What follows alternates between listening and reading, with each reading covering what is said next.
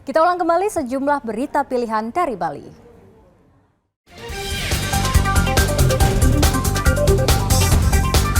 Warga Kelurahan Lolong Barat Jemberangan dihebohkan dengan percobaan penculikan terhadap seorang anak.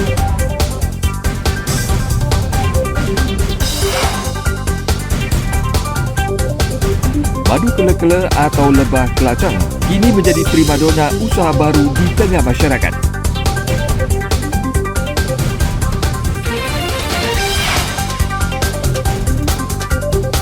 Pemusnahan 35 kg sabu-sabu dan jenis narkoba lainnya mewarnai rangkuman aneka peristiwa sepekan.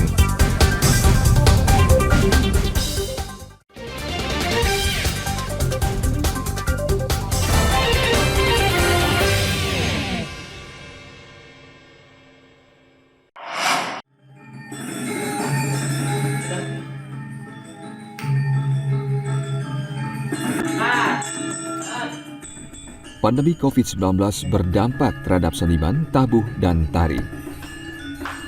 Hal ini dirasakan seniman muda di daerah Darbesa, Badung.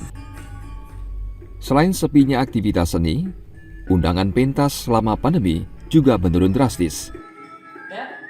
Kita ke flashback dulu ke 2 tahun ke belakang ini, kita selaku seniman, apalagi seniman tradisional, sangat merasakan imbas dari adanya pandemi yang terjadi. Sekalipun saya tahu bahwa pandemi ini adalah global, dunia yang kena. Namun saya pada saat pandemi, kondisi dari seniman di Bali sangat merasakan sekali. Tidak adanya kegiatan, tidak adanya aktivitas, atau tidak adanya kreativitas seni pada masa pandemi sangat menurunkan kreativitas kami, emosional kami, dan harapan kami. Namun kita tidak akan pernah bangkit ketika secara adrenalin kita harus stuck sampai di situ. Kalau saya pribadi harus bangkit, walaupun situasi pandemi harus bangkit. Nah, efek dari pandemi itu juga ya lumayan berpengaruh. Mungkin sekitar beberapa bulan itu kegiatan dari berkesenian itu terhenti. Mungkin karena terlalu lama, mungkin sekitar 4 bulan tidak ada kunjung, entah itu perubahan atau kepastian atau apa. Akhirnya kita sendiri yang inisiatif untuk menyesuaikan diri dengan pandemi tersebut, mulai dari pembatasan kegiatan seperti misalkan biasanya kita latihan rutin Sabtu dan Minggu, jadinya kita pecah menjadi setiap hari dengan jumlah anak yang lebih sedikit, mungkin 5 orang sampai 10 orang tuh maksimal, dengan mengikuti protokol kesehatan tentunya. Dan itu berlanjut sampai sekarang.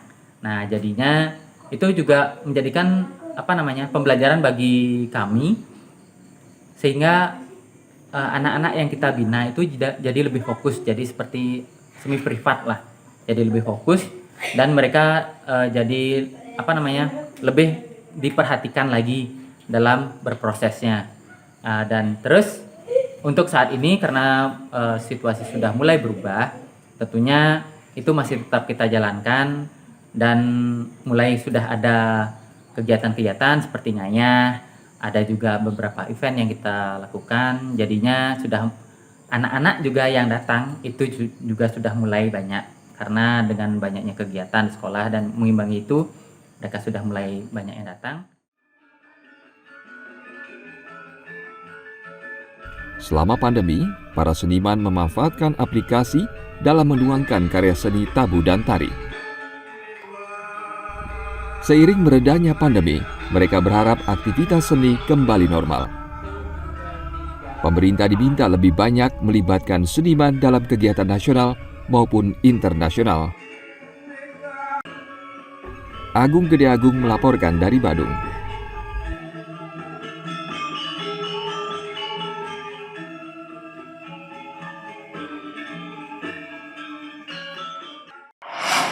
Dan 2 pelatih yang sekaligus akan mendampingi Pekan Juli 2022.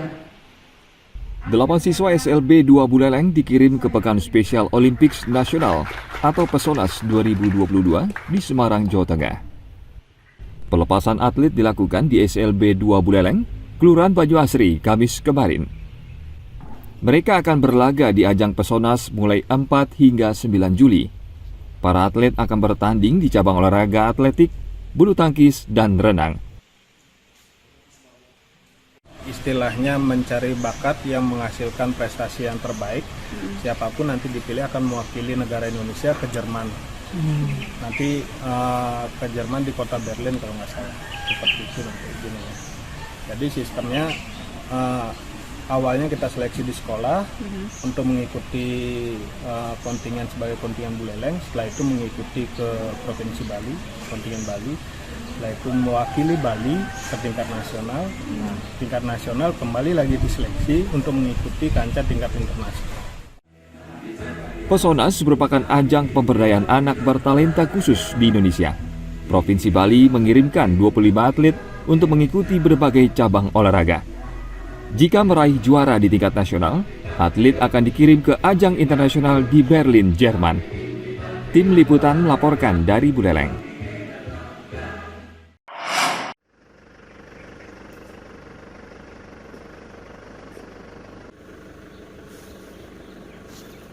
Madu kele-kele atau lebah kelanceng kini menjadi primadona usaha baru di tengah masyarakat. Bisnis ini hanya memerlukan modal sedikit, namun bisa meraup untung banyak. Kelompok tani lebah madu Sari Kembang dari Desa Bulian, Kubu Tambahan telah membuktikannya. Dibentuk tahun 2019, kelompok beranggotakan 26 orang ini telah menjalankan budidaya madu lebah kelanceng. Budidaya ini memberi berkah tersendiri bagi kelompok petani. Setiap panen anggota kelompok mendapatkan tambahan penghasilan 5,5 juta rupiah. Dari kelompok dan masing-masing anggota itu sudah sampai keluar kabupaten ya. Jadi karena medsos saat ini, kemudian juga karena memang kualitas madu yang dihasilkan oleh kelompok kami itu sangat bagus, sangat alami, sangat murni, sehingga masalah pemasaran sama sekali tidak ada kendala sama sekali. Kendalanya adalah kami yang kekurangan produksi seperti itu.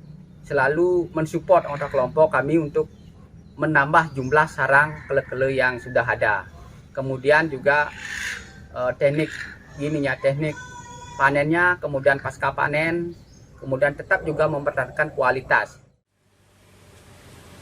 Satu botol besar madu dijual Rp350.000 dan kemasan botol kecil Rp150.000. Madu ini laris dibeli karena sangat berkhasiat untuk kesehatan tubuh.